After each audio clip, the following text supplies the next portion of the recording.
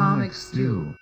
Welcome, welcome, welcome to yet another episode of The Comic Stew. I'm Aaron, and as always, I am joined by my fellow host, Mr. JC Argensinger. What up? The now beardless JC Argensinger. Didn't know that they could see the beard in the beginning, so. Well, if anyone's been on the website and seen pictures of us, everyone knows that JC has a glorious beard that is now no longer in existence. So maybe we'll get some more pictures up there, some updated pictures. But yeah, JC's looking quite different right now. I'm a little shocked, actually. Well, anything to shock you, Aaron. Yes. All right. Well, we got some news this week, but first off, you sipping on anything? Nothing right now. Failing.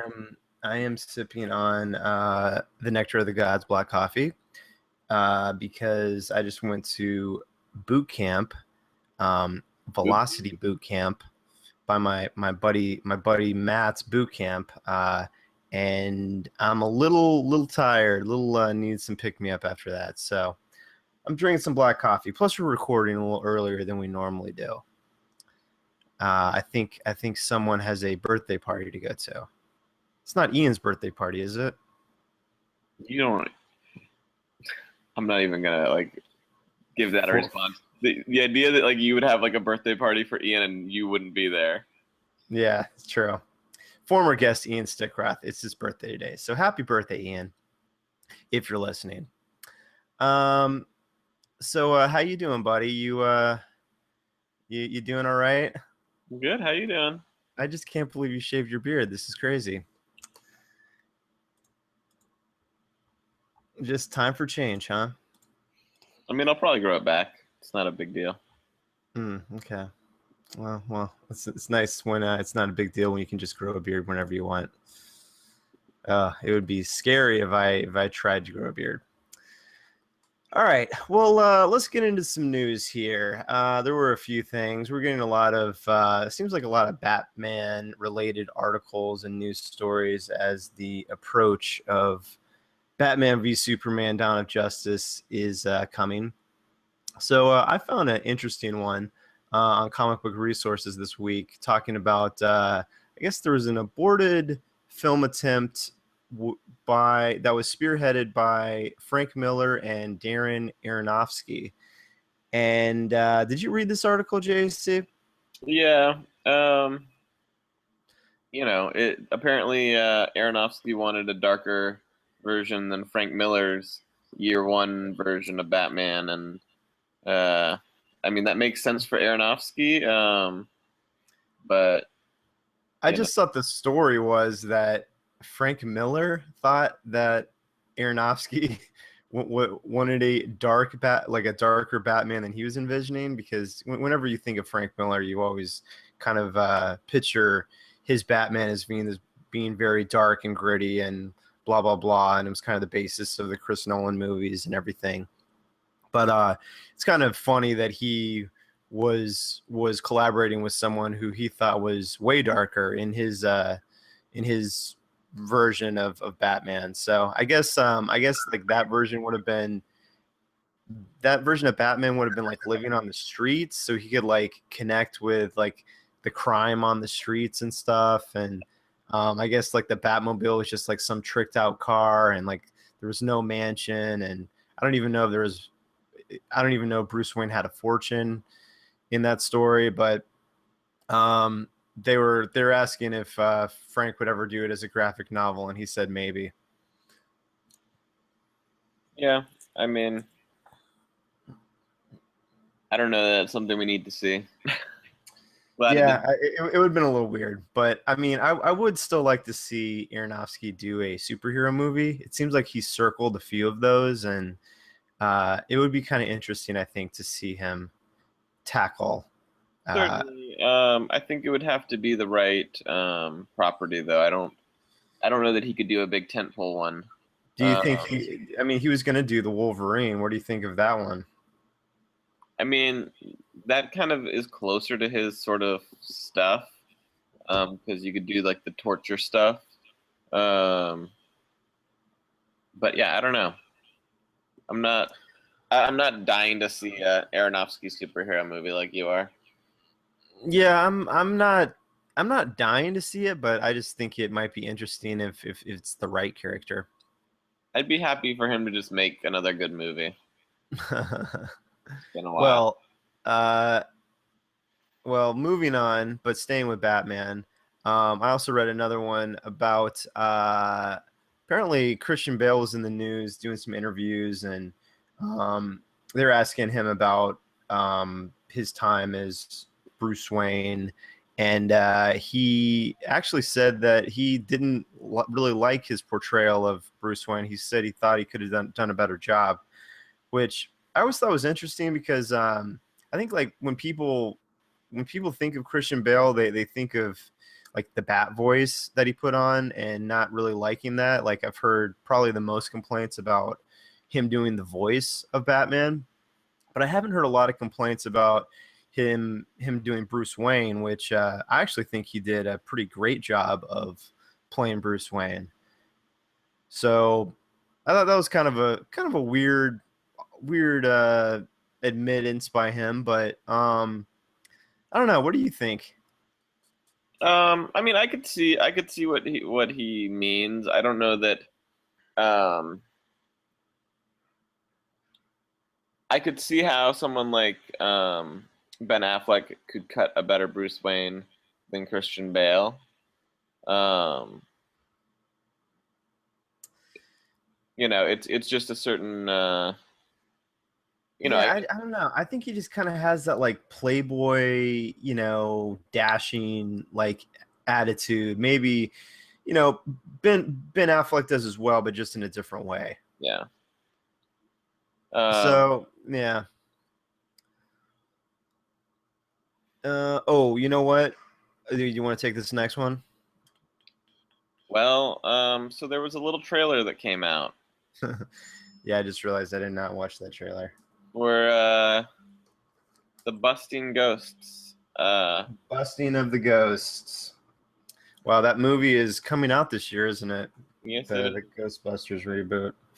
So, since you didn't watch the trailer, what'd you think? Why don't you tell me what you thought? What do you? First off, are you a fan of the Ghostbusters? Like, Of course. how do you feel about them? Yeah, of course. I'm a huge fan. It No, did I just lose AC? I can still hear you. Oh, all right. I just lost you there for a second, there, buddy. But this is staying in because this is real. You just say again what you thought of Um, that that thought of was them. that was a ghost, clearly. Yes. I I'm a big fan of Ghostbusters. The trailer, the trailer for this new movie, not a big fan of. I don't know.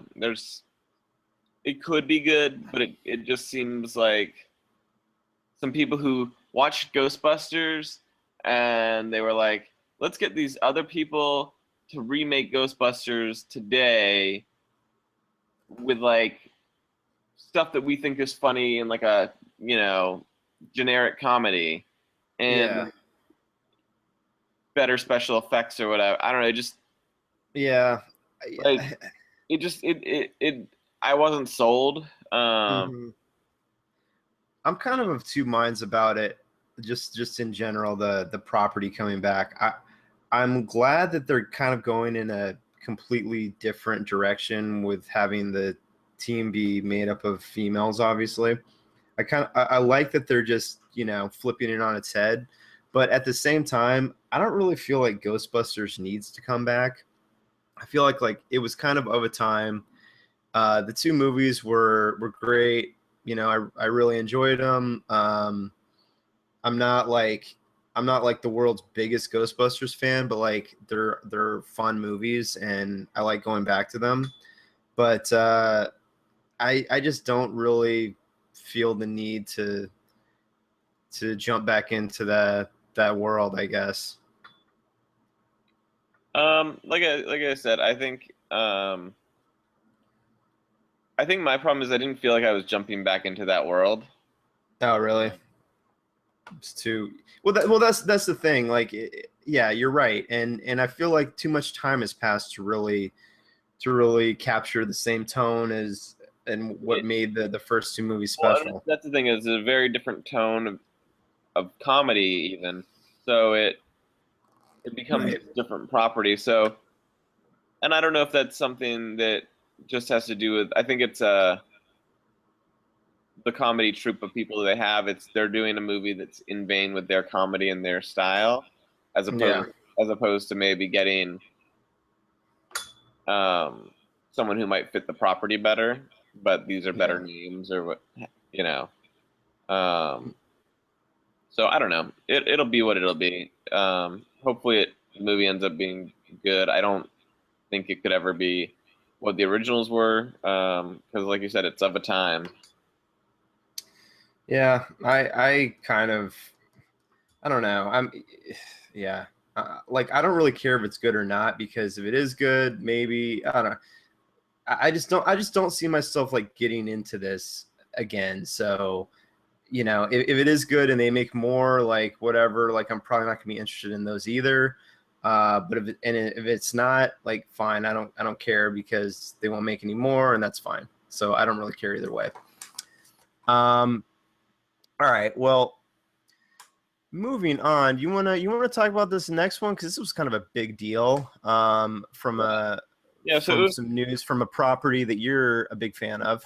well, this was kind of strange the way the news came out too, because basically the other day in the morning they put out news that there was a new writer attached to the Sandman movie property, and then like 2 hours later, it was announced that Joseph Gordon-Levitt, who was the actor who was going to be playing the titular character and um, also be directing, was leaving the property. So it was very kind of strange that they threw both of those news stories out there in that order and not the other way Oh around. wow. Um, Huh. I but didn't realize it came out like that.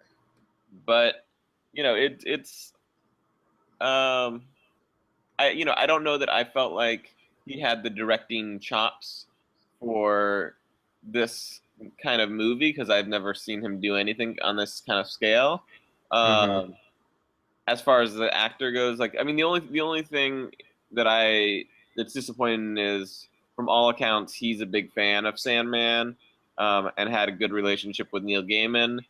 Mm-hmm. So it sounds like they were going to try to do something very true to the book. And then I guess what happened was Warner Brothers passed the Sandman property to New Line, and I Yeah. guess New Line wanted to go a different direction. So I don't know what that means. If that means they don't want to go true to the comic anymore, which would be terrible. Um, Right. I still stand by saying it shouldn't be a movie; it should be a series. But we'll see what happens. Yeah. Um, I'm gonna skip ahead a little bit, and since we're talking about Vertigo properties, I guess you could call that as kind of the bad news. Uh, I guess just to talk about this one just for one more second. I guess so.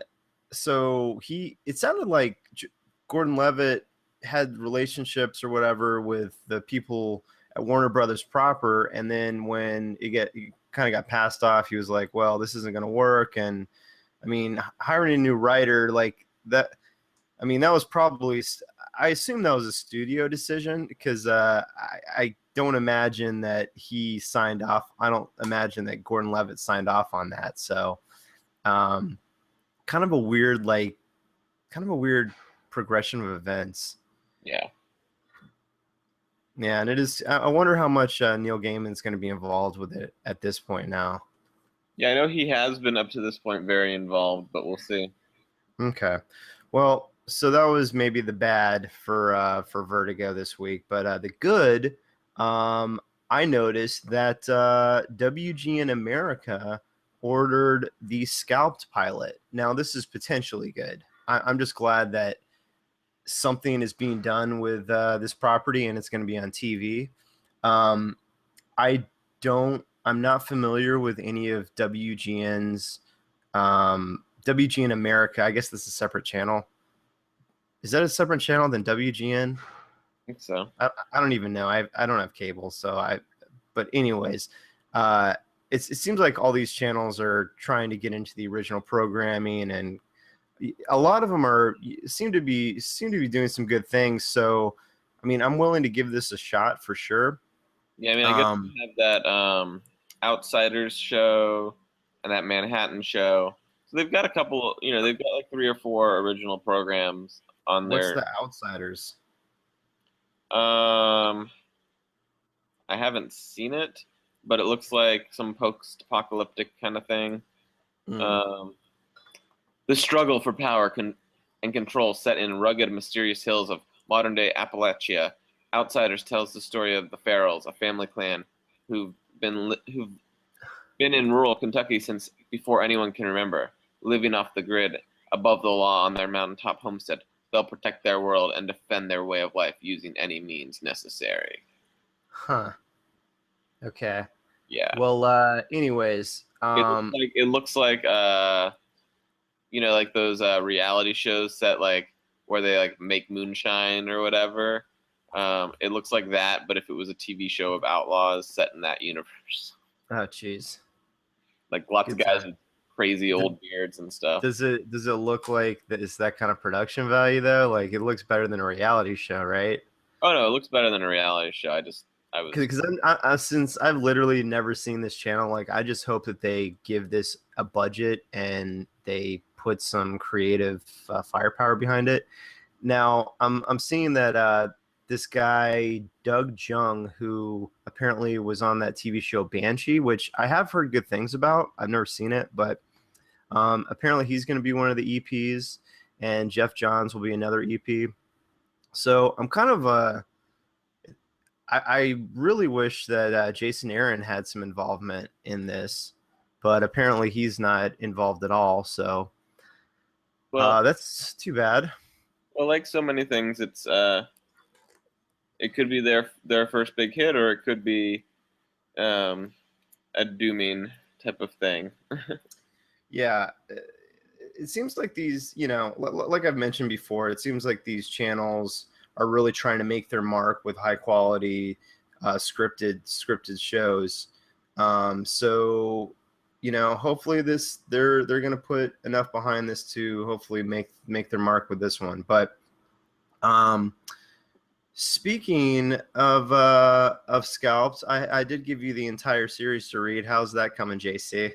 I've been reading some other stuff because you have something different for me to read every 5 minutes. So yeah, well, you should you should dip your toes in that one of these days, because that is one of the finest series ever produced, and I'm sticking by that.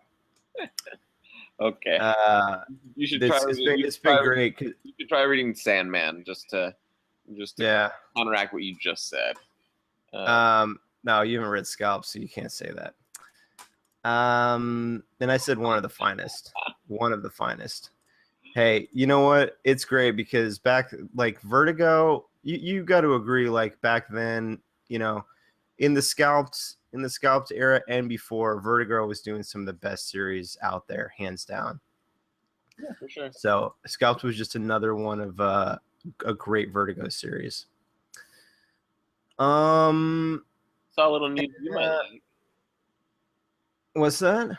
I saw a little news you might like. Apparently, Agent Carter is coming back for season 3, despite those low ratings you were talking about. Oh, is it? That's for sure? Well, I think it will likely be renewed, so it sounds like it's pretty. Yeah. Now, I got to admit, I watched all of season 1. I haven't seen any of season 2. That's why they got low ratings. No. See, I don't know. I liked season 1. Like it was a pretty good show. It wasn't. It wasn't a show that, like, if I'm being honest, like it wasn't a show that was appointment television that I just had to watch.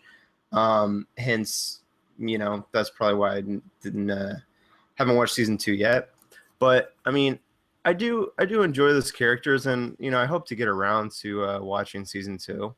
So I heard that season 2 ends on a cliffhanger. So hopefully, if season 3 does come back, they'll kind of wrap stuff up. That would be cool. And and I was gonna say something. Agent Carter was a show that like it was kind of it's interesting because it wasn't a boring show, but it was like it kind of explored some of those like mundane parts of the Marvel universe, and it's just interesting because I'm watching a show right now that has very mundane plot elements, but for some reason, like I'm completely enthralled by it, and that's Better Call Saul. Have you watched any of that yet? I haven't seen any of that yet, but it just it's just all about the writing and about what the story is. Yeah, exactly. Because that show, like, if I describe the plot to you, like, it would just sound very boring. But for this last week, like, I have done nothing but watch that show. Like, I didn't watch season 1 when it was on, and I just went back and caught up, and I could not stop watching that show. Like, it's just very and ultimately, it's just about a lawyer trying to like make his business work, which sounds like very boring, but it's just amazing what good writing can do. So that's all I wanted to say about that. All right. Oh, what'd you think about the news about good old Commissioner Gordon being cast for You mean J. Jonah Jameson? Mr. J.K. Simmons as Commissioner Gordon? That's kind of weird. I think it could be good. It's cool. I really like the casting choices that Zack Snyder Warner Brothers is doing for this new version of their universe. For the most part.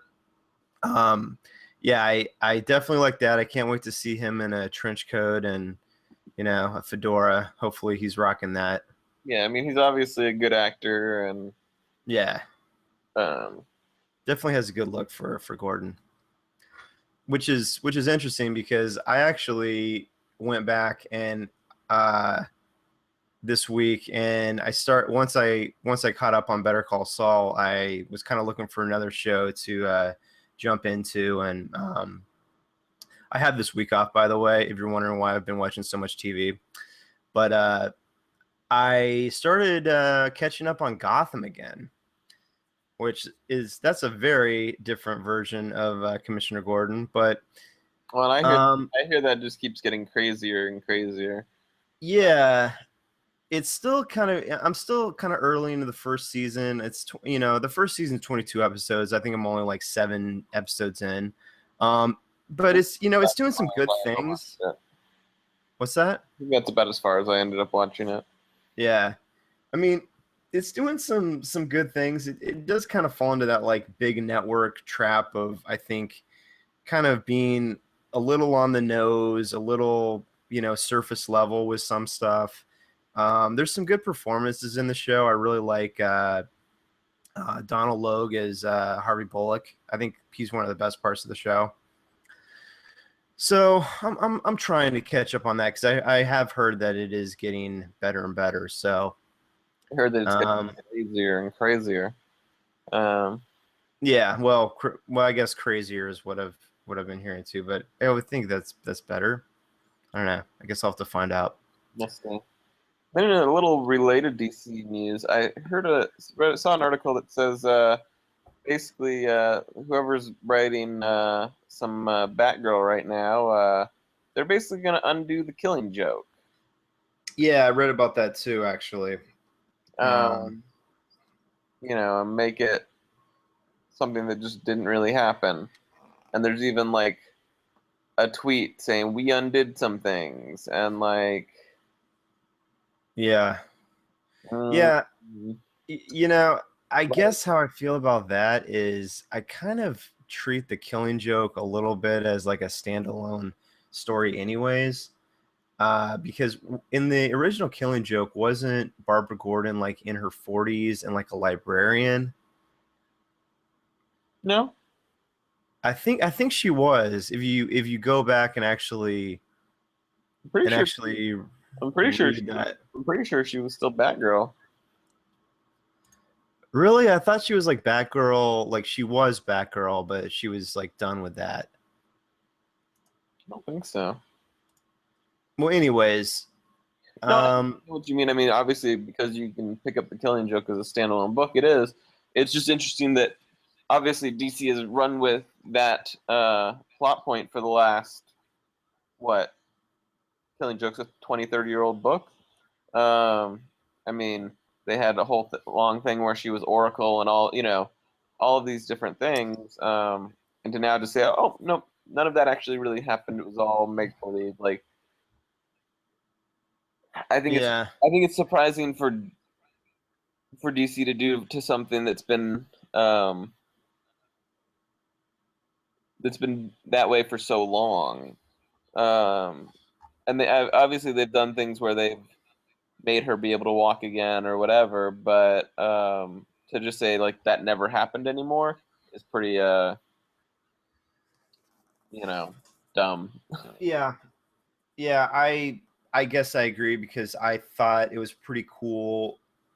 I thought her tenure as Oracle was a really cool way to show that you can be a disabled person and still just kind of be empowered and be a really interesting, cool character. And I kind of, frankly, like I consider her a more interesting character when she's in that role because when she's Batgirl, it's just another member of the Bat family, and they kind of, I don't know. I've never been like a huge like Batgirl fan. Like I never really read her series, and I don't Well, know. It's just I was a big fan of Oracle, and yeah, I was too. Like I liked that character. I've never really been a huge fan of Batgirl because yeah, it just to me yeah, it's just she's just another member of the Bat family. and I did like the Cassandra Cain Batgirl. Um, but yeah, as far as Barbara Gordon goes, I felt like the story was kind of like good, just having her become Oracle and then just have her be Oracle. Like I don't know why you needed to go on from that because you had other Batgirls and you had Hmm. I don't know. Yeah, it's funny because yeah, it's not like they had to if they're writing a series called Batgirl, it's not like they have to use Barbara Gordon. There's other versions of Batgirl they could have used. So I don't know.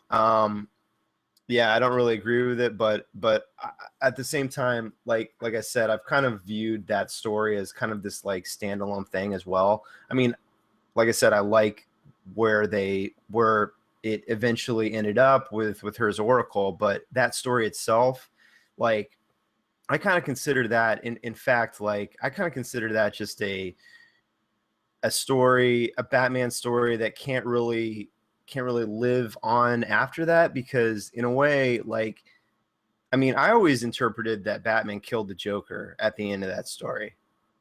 And so for me, that was kind of like a final Batman story. Yeah, I mean, obviously, there's a lot of stories that are like that. I don't, but it's just interesting, obviously, because they did go with it for so long. Yeah, it is. It is. And To then suddenly say like, oh, that was all make believe. One thing if it had been like 4 or 5 years later, uh, mhm, but another thing when it's like the Killing Joke came out in what the '80s, right? right. Or Yeah, yeah. I think late 80s. yeah, Yeah, and no, you're right. And it at this point is basically a kind of I guess well, I don't want to say integral part because it's not like she's in a wheelchair anymore. So, I mean, for a long time though, that was the character, and so I can definitely see why people would be upset about that. um, and some sad news. Artist Paul Ryan passed away.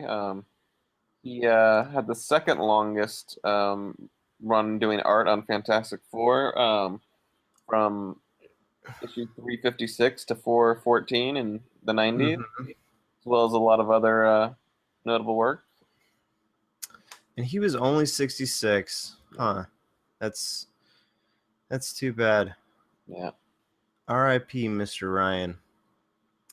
Yeah, I didn't read a lot of his Fantastic Four run just because I'm familiar with his art, but I wasn't reading a lot of comics in the '90s. So Yeah, I didn't read a lot of so that run either, but familiar with the art and you know, yeah, sad news. yeah, yeah. It's too bad. Too young for sure. Yeah. All right. Nearing the end of our little news block here.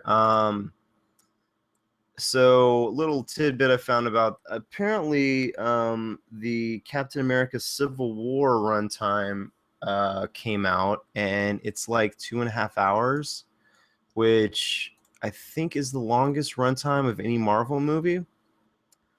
2 hours and 26 minutes. Well, buckle up. Yeah, so it's very close to the runtime of Batman vs Superman. And I was also reading an article with the directors of the movie, Joe and Anthony Russo. And it's interesting. It's on, if you look for it now, it's on Ain't It Cool? And it's just kind of a long form interview with them and kind of their philosophy on filmmaking. I'd actually really encourage you to go read it because they just they really have a good approach with their filmmaking. And I mean, uh,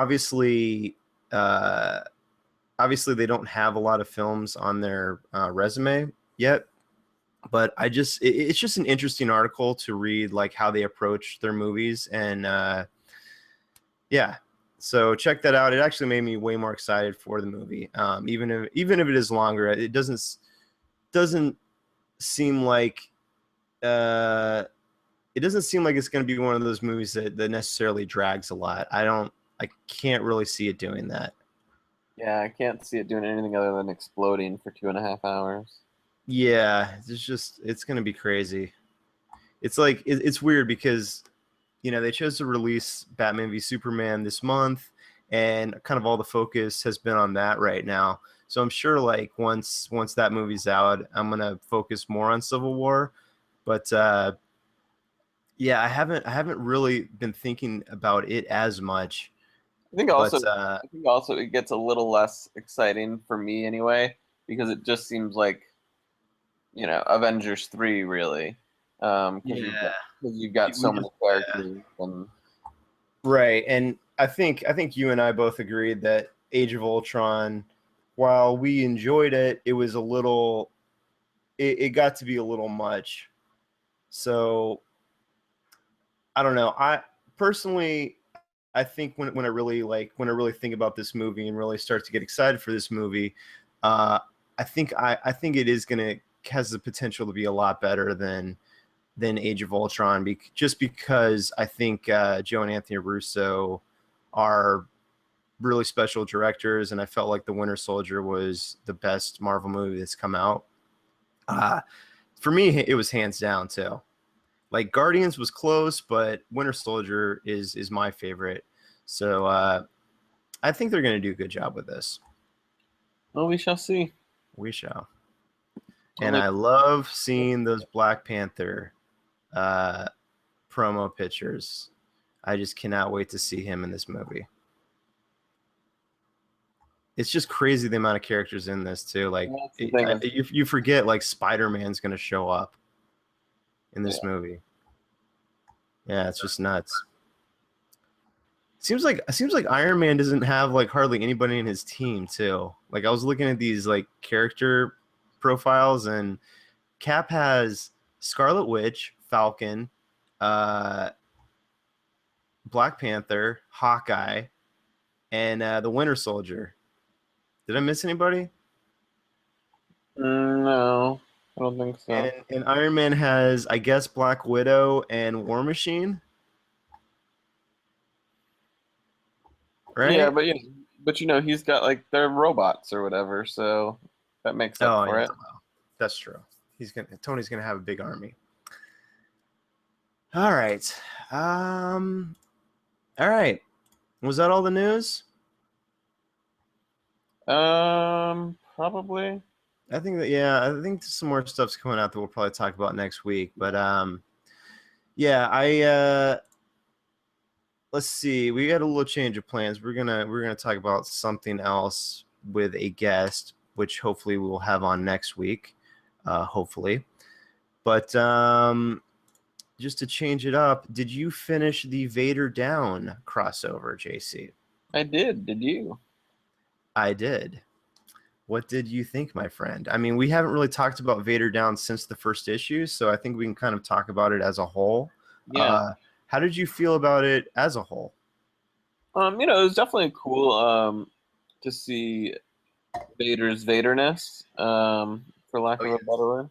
Vader's Vaderness. Because it's something. Well, it's something we see how badass Anakin Skywalker is in the end in Episode 3, and we get the idea that he's a badass in the original trilogy, but we never get to see him really be a badass. Right. You never really get to see him like Like, explode with his power. like not, Which like you see more of that in the prequels because obviously special effects and shit. yeah, Um, they could do more. so it's cool to see Darth Vader being able to do a lot of this cool stuff. Um, and I thought overall it was a pretty good story. I liked I continue to like the his little team, little posse of murderers. Yeah. Um, I Yeah. thought, Yeah, Dr. Afra figures prominently in this story. Just so he brings over kind of the cast from the Darth Vader book, and what I specifically, because like for me, for me like this series, while like as long as it's going to be set between episodes like 4 and 5, it's all about execution. It's not about like any shocking like things that are going to happen to main characters because we know what's going to happen to them. So it's all about like executing right. and creating new characters. And I mean, in the Darth Vader book specifically, we've talked about this at length, but like the characters in that book that are created are some of the best new characters I think that have come out of the Star Wars for a long time. Um, and then on the flip side, in the Star Wars issues written by Jason Aaron, you just see some really good, like Jason Aaron just does really good Star Wars moments. Like I think in issue 13 or 14 of Star Wars, when because you have this collision course between Vader and the rebels when the rebels shoot him down onto a planet and they basically try to get everyone to take him out. Like they try to marshal all their forces that they can to take Vader out, and at the same time Vader is dealing with his own adversaries within the Empire who are also trying to take him out. I don't want to give too much of the plot away, and it's not like there's a huge amount of plot twist necessarily. It's more based on what the character, like where the characters have been built up to. So it's really a character piece that just builds up and gets to kind of a logical point with a lot of them. But I just thought that Jason Aaron, he just does Star Wars moments so well. And like in that one issue where you have like Han and Chewie fighting this bounty hunter, and they're also dealing with Dr. Afra, and it's just like so quintessentially Star Wars. I mean, did you get that feeling too when you're reading that? Yeah, I mean, I think I know what you're talking about, and it's definitely a well written. Both the books are pretty well written. I did get the feeling though that I didn't need it to be a big crossover event. Mm-hmm. Like it could have been just a Darth Vader book. Yeah. Um, I guess they did focus on a lot of the Star Wars characters, which makes their inclusion necessary. But yeah, that was my only like gripe was I don't know that it was a necessary like crossover. You could have just told a Star Wars, you could have just showed those characters within the Darth Vader book. Yeah. But yeah, I mean, there's definitely a lot of great Star Wars moments. It's also obviously there's things where there's so many moments where nothing is going to happen because it's like you said between certain parts. So how are they going to get out of this one? Right. Um, Well, and that's why the execution plays so prominently in just telling a cool story. And I think on that front, they definitely succeeded. for I sure. mean, when it does become all about execution, like I'm just glad that the writers are so good because, they're basically just killing it. I mean, like Kieran Gillen and Jason Aaron are completely destroying on these books. So, when Dark Horse lost the rights to Star Wars, I was kind of sad because I know they had been doing a lot. They've been doing Star Wars for a long time. There's a lot of great Dark Horse Star Wars books out there, a lot that I enjoyed. But I gotta say, man, Marvel has just taken the ball and run with it with Star Wars, and as long as they keep putting like their A grade talents on these books, I mean, I think the sky's the limit. So I'm very. The thing is like on these two series, it's definitely like top tier. I'm a little worried with some of the new series. Like I don't know. I mean, I like the Lando series. I never finished the Princess Leia series. For the most part, like the side series have been good. I kind of worry there might be some like oversaturation, but I just hope they keep their best guys on these books. Of course, I think I know they announced like a Han Solo series and the Poe Dameron series. I think out now, or coming out soon. Yeah, I don't know if I've got the first issue of that yet. I don't think I But did. that seems to have a pretty good team, and that's going to be an ongoing. So that'll be interesting. No, who's on that again? I know Phil Noto is doing the art. Oh, really? He did the Chewbacca series.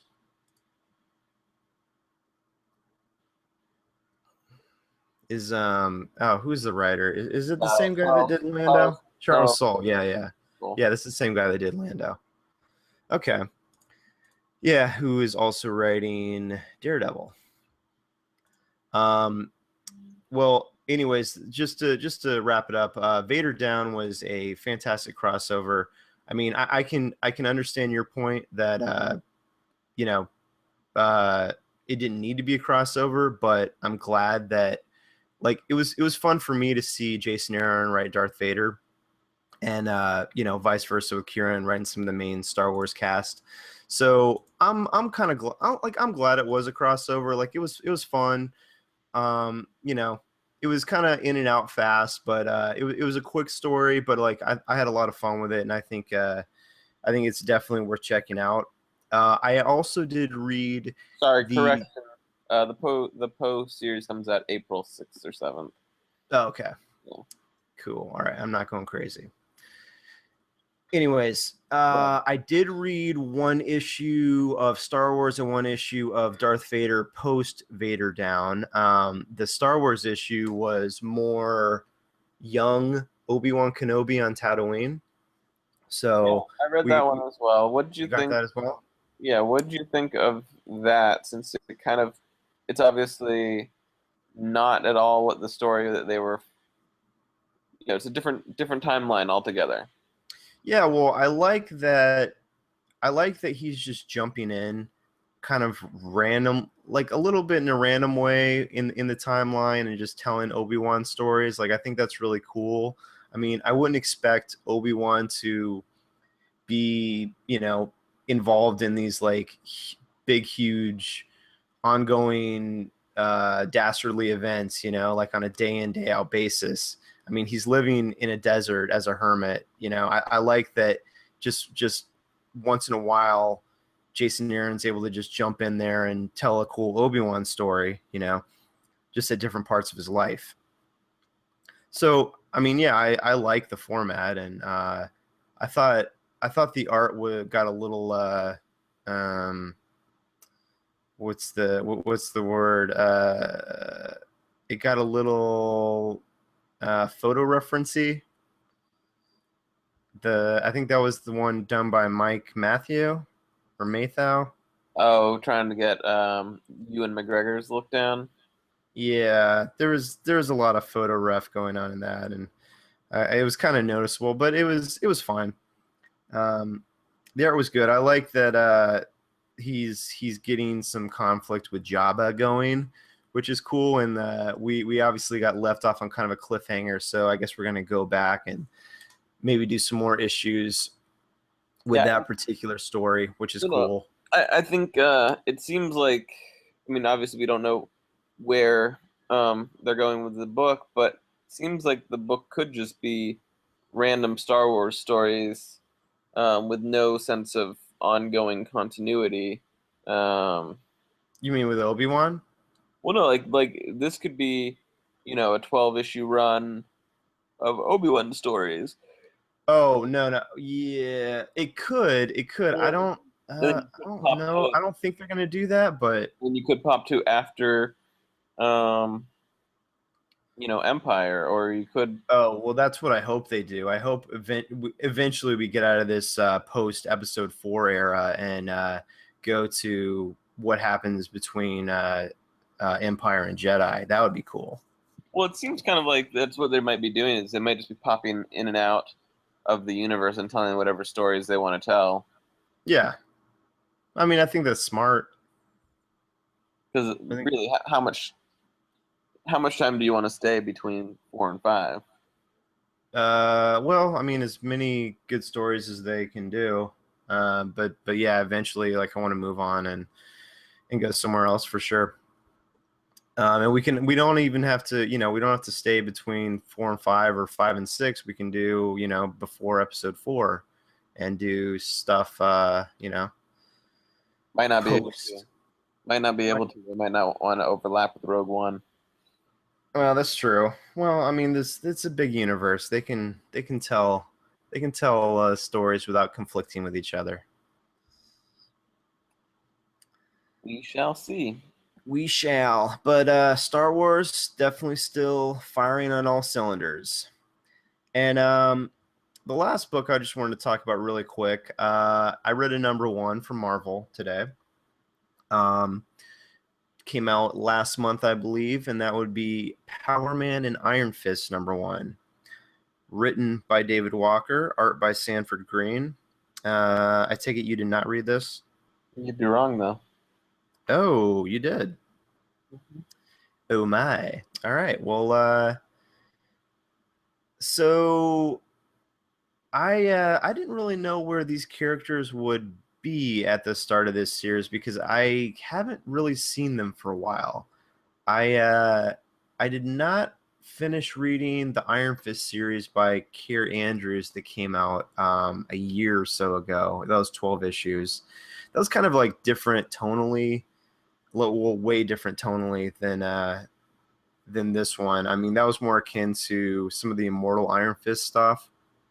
Um, I've actually been kind of kicking myself that I haven't finished that. I need to go back, but this is a much more lighthearted take on the two characters. I think definitely harkening back to the Heroes for Hire days. It's kind of seems to me like more of a throwback to like 70s Marvel comics. Definitely has that feel, that vibe. Obviously, it's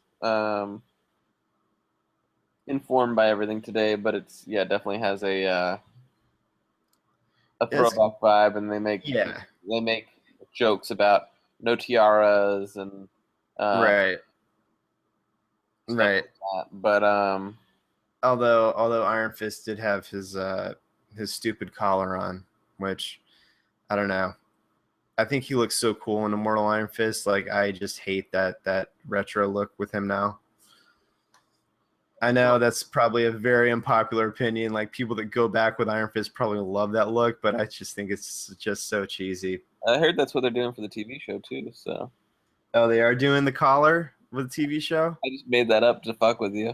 Yeah, that's gonna look so stupid if they do that. No, no. The if you look at his look from Immortal Iron Fist, that is how they need to do it on the show, There's been and I'm sure they're gonna do that. speaking of Iron Fist, I wanted to talk about this. I'm sure you've heard the controversy that's come about the Iron Fist TV show. Cast What what they need an Asian to play Iron Fist? right. Well, all right. Well, I want to talk about this book, finish talking about it, but I will just say really quick about the controversy is Daniel Rand is a white guy, and more so than that, he's an outsider. And like that's why that's his character. He comes to Kun La as an outsider. And if you make him an Asian guy that's like part of that culture, it doesn't work. And here's the thing, if you make an Iron Fist show right, you're going to have Asian Iron Fist. You're going to have different Iron Fists of different cultures. Like that's you can have like multiple Iron Fists, and I hope they do that. I really hope they do that in the show, and because that character, if done right, is about legacy and other Iron Fists, and so hopefully there'll be a lot of like flashbacks, and there'll be other characters that jump into the series. But yeah, I think if you do Iron Fist right, it's going to be very diverse. But I do think that Daniel Rand should be played as a white guy.